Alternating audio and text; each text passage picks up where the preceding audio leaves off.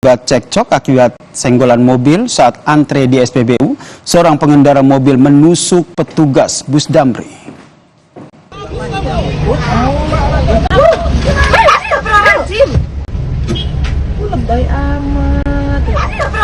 Kami tidak bisa menayangkan secara utuh gambar ini, saudara, karena mengandung unsur kengerian. Akibat penusukan, korban mengalami luka di bagian tangan dan dada.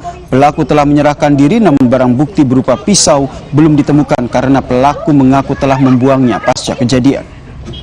Lebay amat, ya Allah. Lebay amat, ya Allah. Pelaku kini ditahan di Polresta Bandar Lampung, saudara. Sementara itu korban dirawat akibat menderita luka tusukan. Pengendara mengaku terlibat adu mulut dengan sopir dan petugas Damri setelah mobil lecet akibat disenggol oleh bus. Pelaku kesal hingga akhirnya menganiaya petugas Damri. Lebay amat, ya Allah. Lebay amat, ya Allah. Ketika ada senggolan mobil, kita duga pelaku dengan Damri, kemudian terjadi cekcok mulut. Sopir Damri menghubungi pengurusnya datang, ya ada terjadi cekcok mulut lagi, sehingga kemudian kita duga pelaku tadi mengambil senjata tajam kemudian menusuk ke luka yang diderita oleh korban. Saudara, tidak terima dengan keputusan pengadilan untuk pindah, pengguna lahan di sekitar stasiun Sidoarjo ricuh dengan polisi.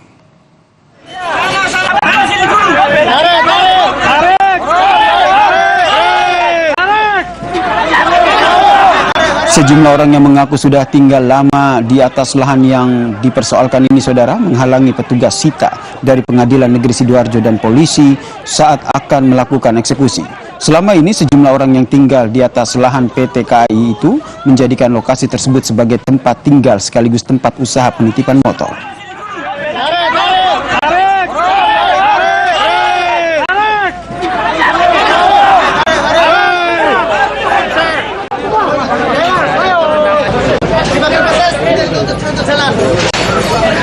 Sebelum eksekusi, saudara, PT KAI sudah melakukan negosiasi dengan para penghuni untuk mengosongkan area.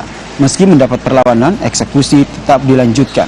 Seluruh bidang tanah yang dieksekusi akan dipergunakan untuk keperluan peningkatan pelayanan kepada para pengguna jasa kereta api yang melalui stasiun Sidoarjo Kota.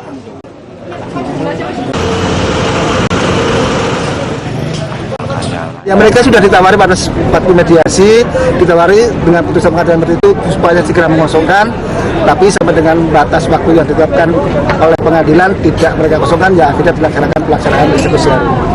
Nantinya ini digunakan untuk apa, Pak? Ya, pertama semangat kami adalah mengembalikan aset negara, ya. Ini aset KAI, jelas-jelas ada sertifikat di sana, selama ini ditempati dan dimanfaatkan oleh orang-orang untuk kepentingan pribadi. Ya, kita kembalikan lagi sebagai fungsinya untuk kepentingan negara. Saudara, Dirtipidum Bareskrim Polri Brigjen Juandani Harjopuro mengungkap Kepala Desa Kohot Arsin bin Asip mengakui soal modus memalsukan surat tanah terkait dengan pagar laut di Tangerang. Meski demikian, polisi masih mendalami bukti untuk menetapkan tersangka. Juandani bilang Arsin telah mengaku mengetahui pemalsuan data untuk pembuatan girik yang menjadi awal penerbitan sertifikat. Polisi juga meyakini Kades Kohot yaitu Arsin ini tidak bekerja sendiri. Polisi masih menyelidiki dan mendalami orang-orang yang terlibat dalam pidana pemalsuan dokumen dan sertifikat di kawasan pagar laut Tangerang.